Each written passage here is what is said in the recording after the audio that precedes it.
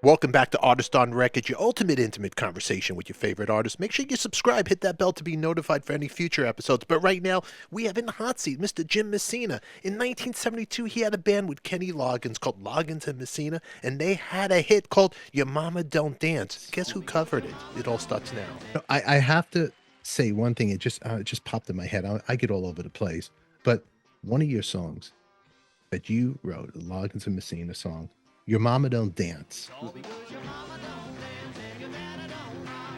Hmm. but you had three people covered it. Of course, one of the people that put it in a melody, which is Elvis Presley. Oh, that's right. Yeah, he That's did. that's pretty wild when you think Yeah. about Elvis doing your song. How did you feel about that when you? I was just elated to learn he put it in part of a melody.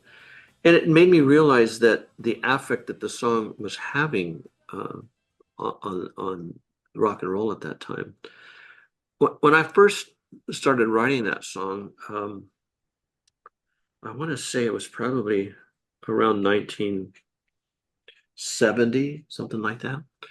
And it was because I remember as growing up that my stepfather didn't want me out playing music. He didn't have a great respect for rock and roll. In fact, none. Although my mother did. She loved what they used to call race music in those days, which was really just rhythm and blues. Um, and she was in total support of me playing. Um, he didn't want me staying out at night doing that past 10 o'clock. And she said, Herbie, when he plays a show, it's from 8, you know, to 11. As long as he's home by 12:30, that gives him an hour to eat, come home. Don't bug him. And that was pretty intense in the house at that time. And I remember how uncomfortable it felt for me as a young person wanting to do music that I didn't have my stepfather's support. Now I had my dad's support, but I didn't live with him. And so my mother was always defending me. And deep down inside, she did love rock and roll. Uh, but he didn't dance, and she couldn't dance with him. Your mama don't dance and your daddy don't rock and roll. I mean, it's like the he loved Hank Snow and Johnny Cash, and and I did too. I mean, I thought they were all great, but that's what he liked, and he didn't like the Beatles, and he didn't like black music. It was from Arkansas. What can I tell you? That's just how Yeah, he grew up. So that was when I got the idea of your mama don't dance and your daddy don't rock and roll, and and and the whole thing about if you're out on a date and you bring it home late, it's a sin. It just ain't no excuse, and you're gonna lose and never win, and it's all because your mama don't dance. If you're out on the date and you bring it home late, it's a sin. Um, so anyway, I started throwing these words together, and I hadn't quite finished it, and Kenny and I were shut up for a rehearsal, and the band wasn't there. I thought, what the hell's going on? Here, who got this wrong? And so I said, here's this idea I have. I think it's almost done. I just need a little help here and I don't remember what he contributed, but whatever it was, it got finished. And we were playing it that afternoon. The band finally shows up. We said, hey, we got this idea for a song. Let's see if we can. And we started rehearsing it. And we had a show coming up at the Troubadour. And we needed something to close the evening with. Um, at least I did. I felt we did. We needed something that had some energy that we could walk off the stage and people would go, yeah.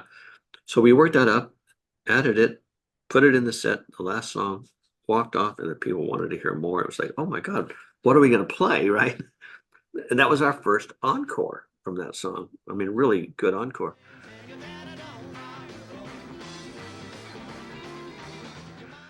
Um, and it's amazing. Everyone that heard it in the record company said, we need to release that, or we after a show, we really like that song. So it's really interesting what happens when a song is truly something people want to hear, as opposed to being forced down their throat on a radio station.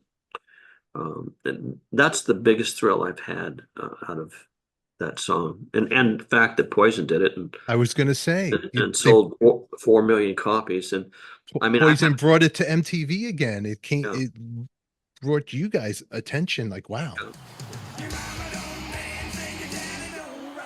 Yeah, it was interesting to hear somebody else have success on it. At first, I didn't really like it. I thought, this is not my song. And then when I started listening to the band, and then I started listening to our band, I said, you know what? This is art, and the way, one artist paints the painting and another paints the same object are going to be different. But that's the way they approach it. That's what their fans like. That's their sound, and that's the way it needs to be to make it work. And I finally, got it that whoever does it's going to do it different. That's just art, right? So then I became comfortable with it, less judgmental about it. So when you're doing it live now, do you add a little Poison touch to your? I took all the poison out of it, to be honest. You can actually drink it now. It's okay. That is the wonderful Mr. Jim Messina. If you want to see this episode now, unedited, join our members only club. In the meantime, subscribe, hit the bell to be notified. We'll be releasing more clips of my conversation with Jim down the road. Also, make sure you put your comments down below. We want to hear from you. That's right, you. So start writing to us. And, of course, as always, who loves you, baby? We do. Thanks for watching. We'll see you all later. Don't forget to download Artist on Record, the classic rock podcast, on Spotify, iHeartRadio. Until then, we'll catch you all later. Get out of here, you crazy kids.